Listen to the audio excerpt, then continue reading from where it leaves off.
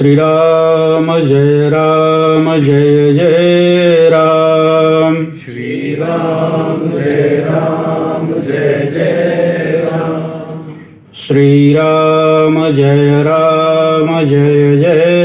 राम। श्री राम जय जय राम। श्री राम जय जय राम। श्री राम जय जय राम।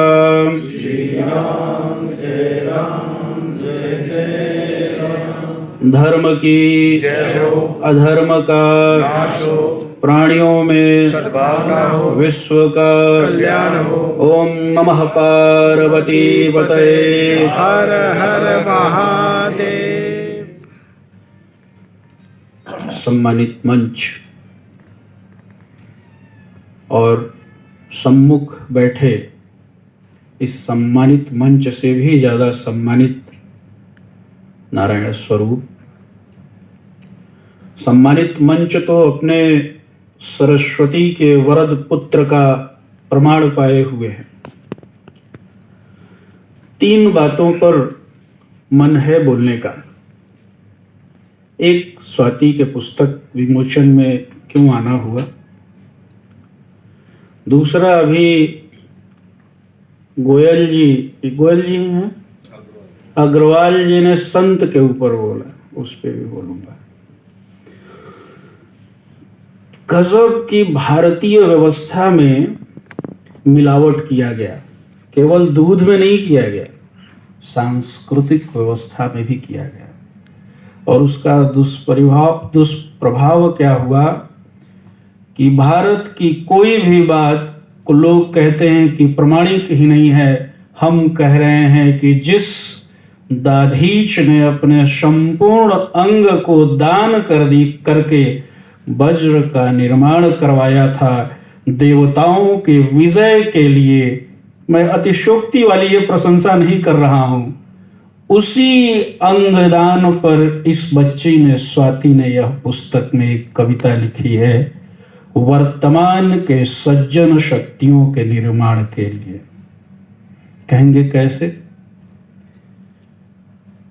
आज की सज्जन शक्तियां जिस तरह से यह भूल गई कि साधु का मतलब होता है कि आकाश से उतरा हुआ कोई बहुत बड़ा तोप है जिससे गोला छूटेगा, हम मर जाएंगे, या हमारी पूरी जो है हमने पाप किया है वो साफ हो जाएगा।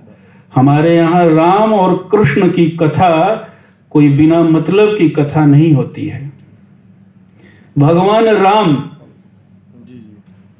जितने सामर्थ्यवान थे, उनके सामर्थ्य पर किसी को प्रश्न नहीं होगा।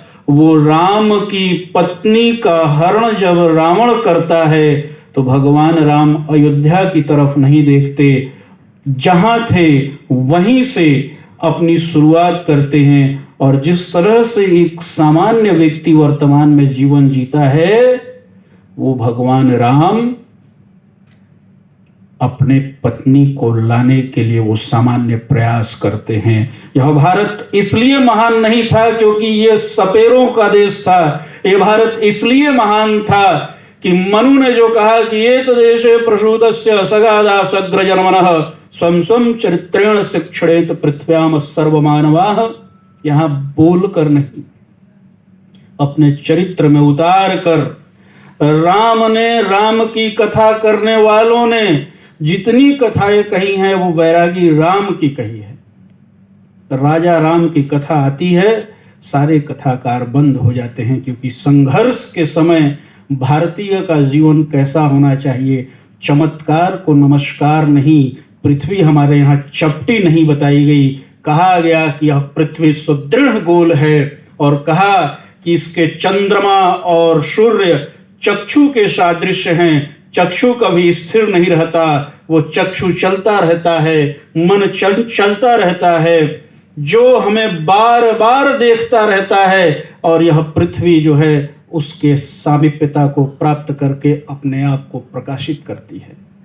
ये पुरुष सूक्त के मंत्रों से भी आप प्राप्त करेंगे। उस भारत में जहां यह बात कही जाती है कि यह भारत संतों का देश है, तो मुझ में सोना लगा है क्या कि मैं आपसे अलग हो गया। हाँ, एक बात जरूर है कि गुरु की बात कही है, गुरुता की बात कही है, और गुरुता के लिए तुलसीदास जी ने बहुत सहज भाव में राम को उतारा है। कहा सहज स्वरूप ब्रह्म अविनाशी, सदा एक रस रहत उदासी। स्वाति जब यहाँ बोल रही थी, और स्वाति के कारण हमको राम बहादुर राय जी ने जो एक यशस्विता दे दी कि स्वाति ने लगता है स्वामी जी के लिए ही यह गुरु काव्य लिखा है। राम बहादुर राय बहुत बड़े व्यक्ति हैं। उन्होंने अपना जीवन एक व्यवस्था के अधीनस्थ रहकर जिया। बहुत से लोग आए होंगे, शीर्ष पर गए होंगे, पतन को पा लिए होंगे, लेकिन तुलसीदास की उस चौपाई के सादृश्य उन्होंने जिया अपने जीवन को कि सहज स्वरूप ब्रह्म है अविनाशी, सदा एक रस रहत उदासी।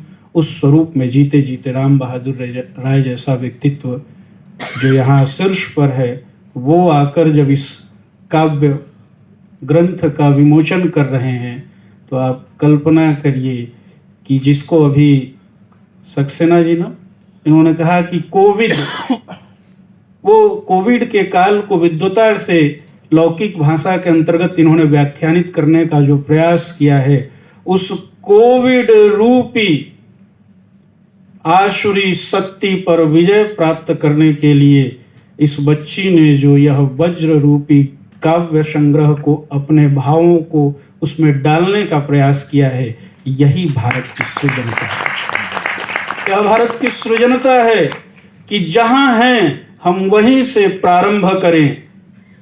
हम अगर राम को आदर्श मानते हैं तो राम की तरह जिएं, और कृष्ण को आदर्श मानते हैं तो द्रोणाचार्य जब पतन के मार्ग पर आए हैं तो वहां पांडवों से ये भी कहलवा दें कि अश्वत्थामागतो हन्त्वा नरो वा कुंजरो वा। और सृजन की प्रक्रिया, सकारात्मक सृजन की प्रक्रिया कभी भारतीय संस्कृति में बंद नहीं होनी चाहिए। उसी प्रक्रिया में कहा भारत संतों का देश है। एक विरक्त संत जो आपके सामने बैठे हैं, एक गृहस्थ संत जिनसे हम निकल कर आए हैं। एक बार 2015 में संतों की बड़ी सभा थी। जगत गुरु रामानंदाचार्य पद प्रतिष्ठित स्वामी राम नरेशाचार्य जी महाराज, मैं वहां सफेद कपड़े में उस समय था, पहुंचा तो उन्होंने कहा कि आज अनंत जी संत पर बोलेंगे। हमने कहा ले, हमको तो कुछ आता नहीं, हम बाबा बने थे अपना जीवन जीने के लिए कि यहाँ प्रवचन करने के लिए। लेकिन हम काशी के लोग, जो भी काशीवासी होगा वह अपने हृदय पर हाथ रख के कहता है कि हमारा शून्य बराबर भी कुछ हमारा नहीं है, जो भी है सब विश्वनाथ का है, जो भी है सब विश्वनाथ का है। वही बोलते हैं, वही निर्माण करते हैं, वही देते हैं और वही चलाते हैं। विश्वनाथ ने ही बोला क्योंकि बाल्यकाल से उन पर निष्ठा थी, और यह लौकिक प्रमाण में भी दिखता है कि जब भारत का सदगृहस्थ संत, जिसके यहाँ कहा गया कि उपनयन संस्कार चारों वर्णों का, उपनयन संस्कार के बाद जब गृहस्थ में आता है तो उसको यह संकल्प दिलाया जाता है कि आप दोनों का विवाह प्रेम के लिए हुआ है, भोग के लिए नहीं। अभी यह कवि महोदय बोल रहे थे। प्रेम किसको कहते हैं? प्रेम तप है, प्रेम त्याग है, प्रेम तितिक्षा है, और वंश का विकास कहा गया। अपनी आत्मा अगर आपको लगता है कि सुदृढ़ है तो आपकी आत्मा निश्चित जगत में आनी चाहिए जो भारत को निरंतर प्रकाशित करते रहे, क्योंकि भारत सनातन है। भारत कोई पुरातन और नया नहीं है, सनातन है, सदैव था, है और रहेगा। जो सदगृहस्थ है उसका दायरा सीमित है। जब पति पत्नी के रूप में मनुष्य आता है तो उसको पढ़ाया जाता है कि आज से अब आप लक्ष्मी और नारायण हुए। अभी जो आप काव्य पाठ में उठ के जा रहे थे तो धीरे धीरे बंधन में आने वाले हैं तो वो बंधन वाला होगा कोई, तो उसमें पढ़ाया जाता है। अब तो ब्याह हो ही नहीं रहा है, जैसे बाबा कहीं से भी निकल के आ जाते हैं कि मेरा सुप्रीम कोर्ट में हमारे गुरुजी केस लड़ रहे थे कि हम शंकराचार्य थे। अरे आप आजादी के समय कहाँ थे? कहाँ थे जब भारत के लिए लोग लड़ रहे थे? उस समय कहाँ आप छुपे हुए थे? जब आप उस समय नहीं थे तो अंग्रेजों की चाटुकारिता बंद करिए साहब। अभी मैं एक जगह सभा में था, हमने कहा, अभी इन्होंने भी, कवि जी ने भी कहा कि बाजार है, लेकिन बाजार की अपनी एक हद है। जिस दिन चौखट के अंदर बाजार घुस गया उस दिन से भारत में अवसाद, विषाद और आत्महत्या ने घर कर लिया। आत्मविश्वास खत्म हो गया। बाजार चौखट से बाहर, चौखट के अंदर परिवार रहता है। वो लक्ष्मी और नारायण रूपी पति पत्नी अपने बच्चे, अपने माता पिता, अपने नाते रिश्तेदारों के लिए संपूर्ण जीवन जो कमाते हैं बांट कर खाते हैं। और संत भी वही करता है। आप नारायण स्वरूप से जो मिलता है उसका दायरा थोड़ा सा बढ़ जाता है। और जो इन्होंने वसुधैव कुटुंबकम की बात कही, संपूर्ण सृष्टि को भारत के लोग अपना परिवार मानकर उसका सृजन, पोषण और पालन करते हैं। भारत ही एक राष्ट्र है जहाँ पर विषम समय में भी सृजन की कल्पना की जाती है, सृजन करते हैं लोग और अन्य जगहों पर भोग करते हैं। इसीलिए यह जो काव्य रचना हमने अपने हृदय में माना कि निश्चित, पुनः अपनी बात पे वापस आता हूँ जहाँ से प्रारंभ किया था, कि जिस दाधीच ने देवत्व रक्षण के लिए अपने संपूर्ण शरीर को दान किया था, भारतीय व्यवस्था कल्पना नहीं है।